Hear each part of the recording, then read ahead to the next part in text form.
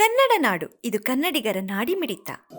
Nittur Singapore bridge 2022ರಲ್ಲಿ Setu ಬಂದಿನಲ್ಲಿ ಅದು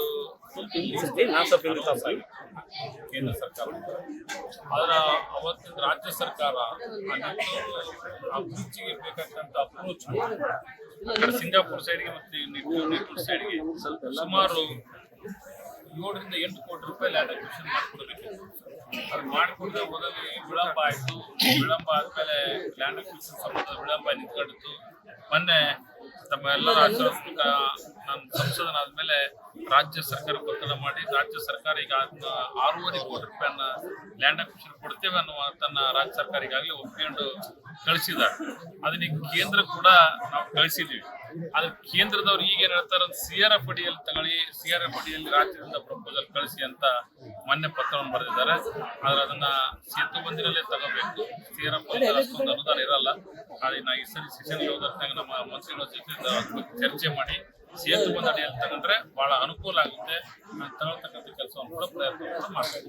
ಈಗಾಗಲೇ 6.5 ಕೋಟಿ ಏನು ಸ್ಯಾಂಕ್ಷನ್ ಆಗಿದೆ ಸರ್, ಅದನ್ನ ಯಾವ ರೀತಿ ಬಳಕೆ ಆಗ್ತದೆ? ಯಾಕಂದ್ರೆ ಇಲ್ಲಿವರೆಗೂ ನೀವು ಲ್ಯಾಂಡ್ ಅಕ್ವಿಸಿಷನ್ ಆಗಿದೆ. ಸ್ಯಾಂಕ್ಷನ್ ಆದ್ಮೇಲೆ ವರ್ಕ್ ಸ್ಟಾರ್ಟ್ ಆದ್ಮೇಲೆ ಅವಾಗ ಸರ್ಕಾರ ಲ್ಯಾಂಡ್ ಅಕ್ವಿಸಿಷನ್ ಮಾಡಿ ಕೊಡುತ್ತೆ ರಾಜ್ಯ ಸರ್ಕಾರ. ಒಂದು ಬ್ರಿಡ್ಜ್ ಕನ್ಸ್ಟ್ರಕ್ಷನ್ ಸ್ಟಾರ್ಟ್ ಆದ್ಮೇಲೆ ಟೆಂಡರ್ ಆಗಿ ವರ್ಕ್ ಸ್ಟಾರ್ಟ್ ಆದ್ಮೇಲೆ ಅಪ್ರೋಚ್ ಗಳನ್ನ ಲ್ಯಾಂಡ್ ಅಕ್ವಿಸಿಷನ್ ರಾಜ್ಯ ಸರ್ಕಾರ ಮಾಡಿಕೊಡ್ತೇವೆ ಅನ್ನೋ ಮಾತನ್ನ ಈಗಾಗಲೇ ಪತ್ರದ ಮೂಲಕ ರಾಜ್ಯ ಸರ್ಕಾರ ಒಪ್ಕೊಂಡಿದೆ.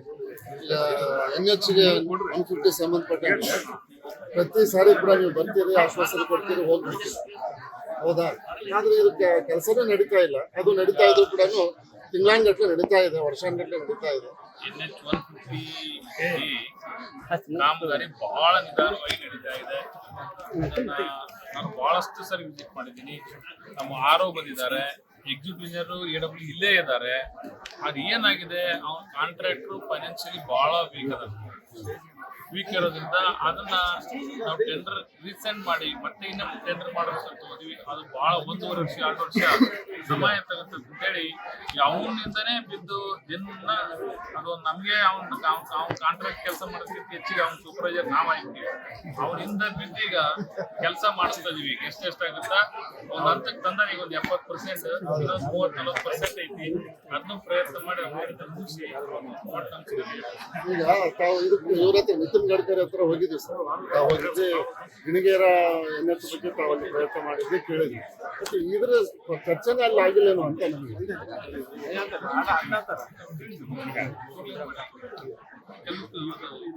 ಪ್ರೊಸೀಜರ್ ಲೆಂದಿ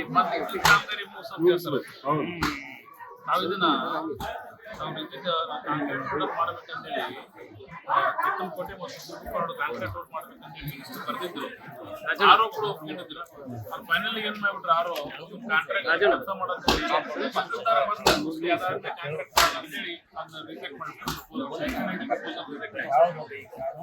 ನಿಟ್ಟೂರು ತಗಲ್ಕೋಟೆ ಏನಾದ್ರು ರೋಡ್ ಕಾಮಗಾರಿಗೆ MDR ರೋಡ್ಗಳು ನನಗೆ ಬರಲ್ಲ ಸರ್, ಬರಲ್ಲ. ಆದ್ರೆ ಶಾಸಕರು ಏನೂ ಮಾಡ್ತಾ ಇಲ್ಲಲ್ಲ. ಹಾಕ್ಯಾರ ಅದ್ರ ಮಾಹಿತಿ ಇಲ್ಲ ನನಗೆ. ಶಾಸಕರು ಹಾಕಿದ್ದಾರೆ.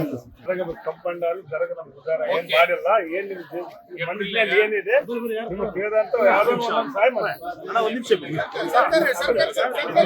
ಸಬ್ಸ್ಕ್ರೈಬ್ ಮಾಡಿಕೊಳ್ಳಲು ಕೂಡಲೇ ಪಕ್ಕದಲ್ಲಿ ಕಾಣುವ ಬೆಲ್ ಐಕಾನ್ ಕ್ಲಿಕ್ ಮಾಡಿ ನೋಟಿಫಿಕೇಶನ್ ಪಡೆಯಿರಿ.